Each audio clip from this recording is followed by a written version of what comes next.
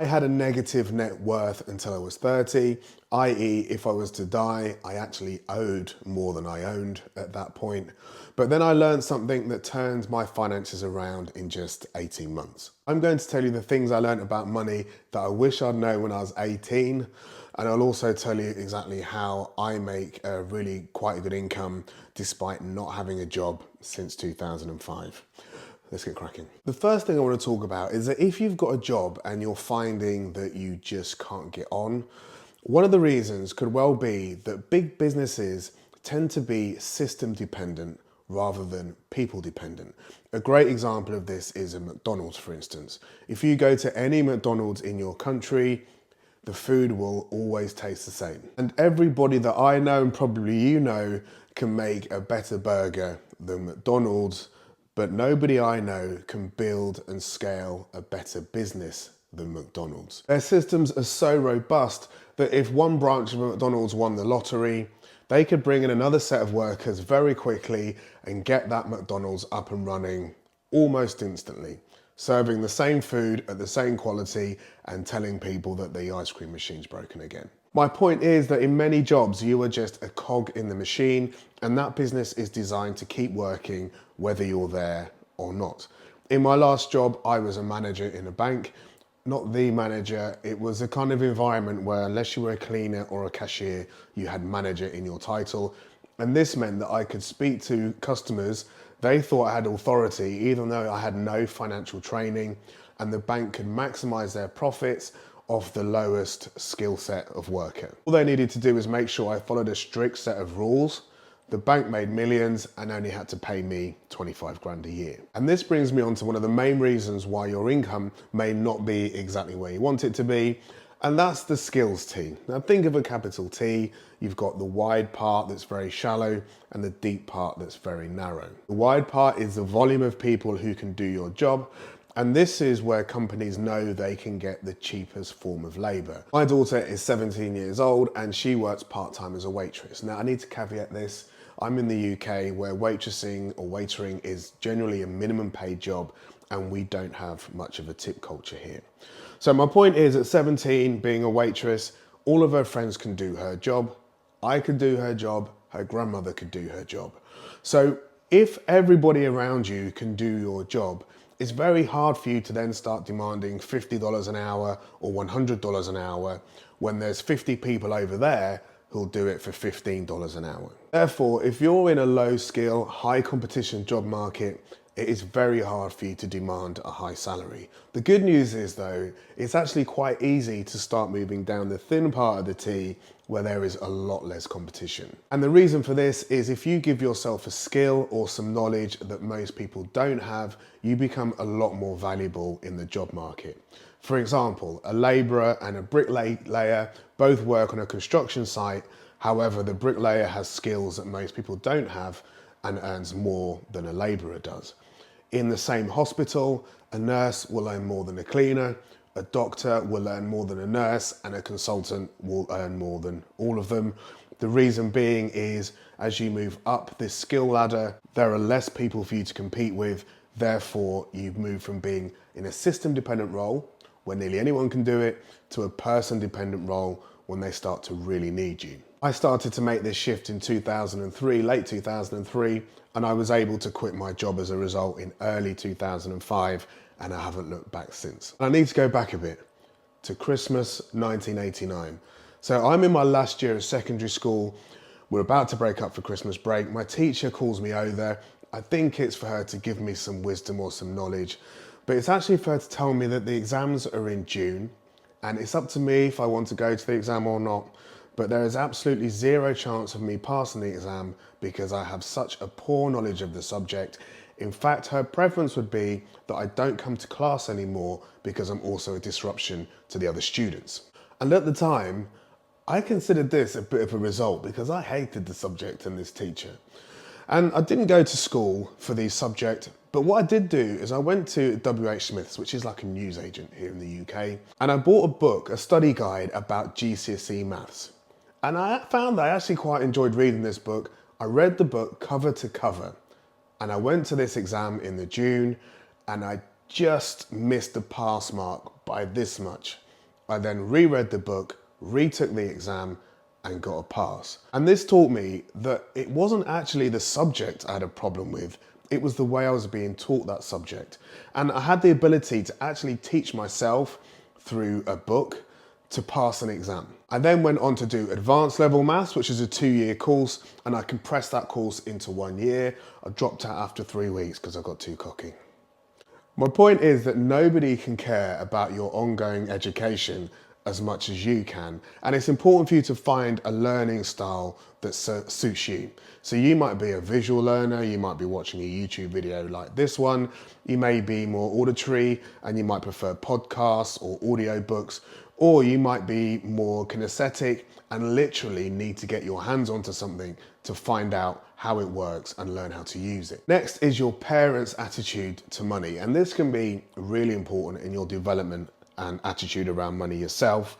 Both of my parents came from poor backgrounds. So my mum came from a long line of working class English people, and they were generally cleaners or factory workers. My dad was a first generation immigrant, and he worked in the factories as well and also did cleaning jobs. And their attitude towards money was quite often, money doesn't grow on trees. Which I found that odd, because back then money was made of paper, so it did actually literally grow on trees. And if the people around you don't quite understand money or have a poor attitude towards money, it can be harder for you to break free of that and move on to create your wealth.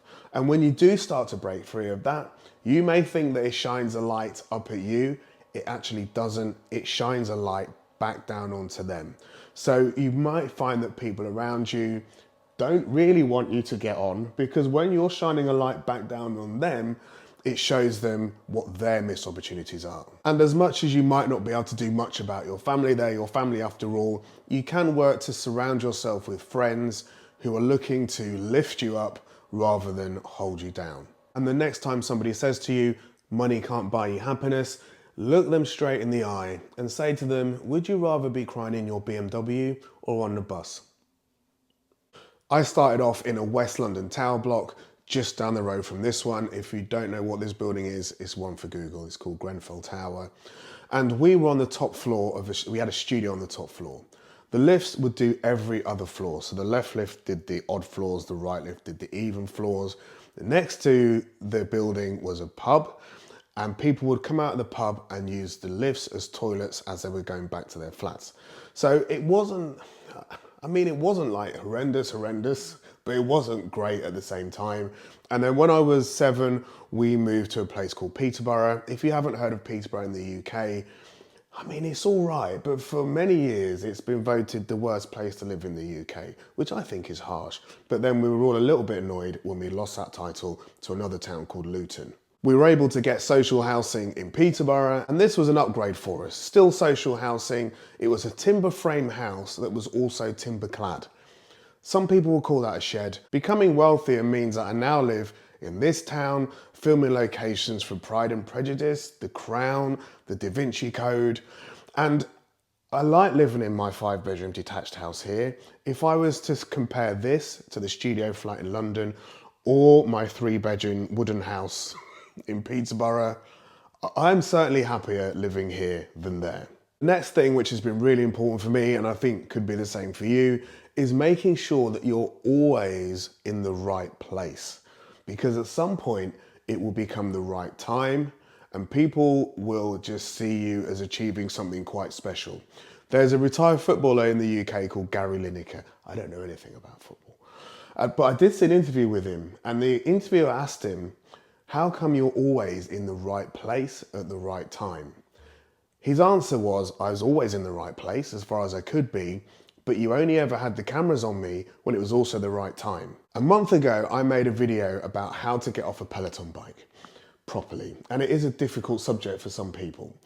And that video was the right video. It was a good video, but it was very much the wrong time. It performed badly, and so far, that 4 hours it took me to make that video has returned me $5. But how did I know that was the right video at the wrong time? Because it was a remake of a video I made a couple of years ago, the right video at the right time, although nowhere near as good as the video I've just made. That video took off, and to date, that video has made $4,000. A video about a bike that doesn't go anywhere and how to get off it has made, yeah. 1996, my girlfriend at the time and I bought a house. I didn't have any money. The house was only £38,000. She had £2,000, so that was the deposit. And then a year later, she said that she wanted to separate and she was leaving, and she politely declined when I asked if I could come too. So I had to scrape the money together to give her a £2,000 deposit back, but I was only earning about £8,000 a year. So I had no real means of paying the mortgage on this property, and I had to rent out 2 rooms. I rented out the living room and I rented out one of the bedrooms, the other bedroom, and that meant I could stay afloat in that property. Fast forward 6 years of doing this, I'd inadvertently become an expert in renting rooms out. So this was one skill set, and growing up on fairly rough council estates gave me another skill set I hadn't anticipated. So I had the ability to read a social housing environment for safety mainly. And I could work out things like where the rat runs were, the general mood of an area just by kind of walking around it, and it could because I'd experienced it for so many years, and also natural boundaries that cut these areas in half. So it might be a main road or a river that meant that 2 identical looking housing estates, this one could be as rough as this one could actually be pretty good. And because I'd been in nearly every style of house in this area, they were kind of like cookie cutter properties, I knew that there was one style that was 3 stories tall and had 4 bedrooms that I could turn into 6 double bedrooms for about $2,000 and still retain a really good amount of living space. So in 2003, I decided to buy the house behind me in this video clip here, but I didn't really have the money to buy it, and it was £80,000 at the time. I contacted a bank and I asked them what I would need to put down to buy the property, bearing in mind I didn't have any money. They said I'd need to find £20,000 to buy this property. I said to them, what if I wanted to live in this property? And they said, well, if you want to live in it, it's a different matter. We will lend you 110% of the value of this property. So the property's 80, we'll lend you 88. And you won't be surprised to know that this is the first bank that went under in the great financial crisis of 2008. So I said, yeah, fine, I'll live in it. I thought I could move out of the other house into this house and then rent the rooms out around me. I then got the keys to this house and decided that I actually prefer to live in the other house. So I phoned them and said, look, what are my options? I've got the keys and some money, thank you. I don't want to live in this house. And they said, well, if you're going to rent out, you're going to need a consent to let. I said, okay, what does that mean? They said, it's £150. You can either pay it or we can add it to the mortgage. I said, okay, well, I'm looking at the thousands in my bank account now. I said, oh yeah, just add it to the mortgage. I've owned that property now for 20 years plus. Some of the renters in there have been there kind of 10, 15 years plus. But I put myself in the right place at the right time and used the knowledge I had of growing up in council estates and also renting rooms out in my own house. I put the two together and yeah, here we are. That leads me on to my next question, and that is, do you want to exchange time for money? When I had a job, I was working 5 days a week, so 40 hours a week, plus commuting time, and I had to do that to get paid. In the same way as a window cleaner cleans a window, gets paid. If they want to get paid again, it needs to clean another window. We're exchanging time for money. With this 6-bedroom house share, I quickly learned that it took me about 2 hours to market, meet, show round and let a room. And if somebody stayed for a year, they would have paid me thousands to rent this room off me and only did 2 hours work. So I could essentially earn several £1,000s off the back of just 2 hours work. And especially the people who've been there 10 to 15 years, that's a pretty good return on that time investment. After that, I continued to build my property portfolio to a couple of dozen properties, and I now use a property manager who sits between me and my renters, meaning that I can further remove myself from that time-money equation, and it probably takes me around 5 to 10 hours a week to work on my property portfolio. My other main income is actually from this YouTube channel, and you're probably going to see some adverts in and around this video. I don't know what they will be, but companies are paying YouTube to put those adverts in, and then YouTube will split the revenue from those adverts with me. I think it's about 50-50. I feel like it might be more in their favor. The other way that the channel makes money is through affiliation. So I review fitness equipment on this channel, and I'm fortunate enough to be able to review fitness equipment I really like. So that means I can use it when I'm not filming and get fitter from it. And also it enables me to really understand the products because I use them every day. And thirdly, I can talk enthusiastically about them because I really like them. And then if somebody buys one using my affiliate link, then I will get a small commission that comes back to me, and that also helps support this YouTube channel. These days, this channel takes up about 15 hours of my time, so more than my property business, I would say, and it makes around $5,000 a month, which is a really good income, I think, considering I still film on my phone and I edit all my videos in iMovie on my phone as well. Now, the barrier of entry to social media is a lot less than it is to property. However, there is kind of like a sweat equity element to it as well. So when I first started this channel, I made 40 videos over 40 weeks. Each video took me 4 hours to make, so about 160 hours worth of work. And after 10 months, I made $4. And that was the best $4 I've ever made in my life, because at that point it meant I understood how to make money on YouTube, and as you've just heard, that has grown ever since then. The main advantages of social media, and in my case, I know about YouTube, I don't know about anything else, is the barrier of entries are low, and as long as you turn out consistently, your audience will grow.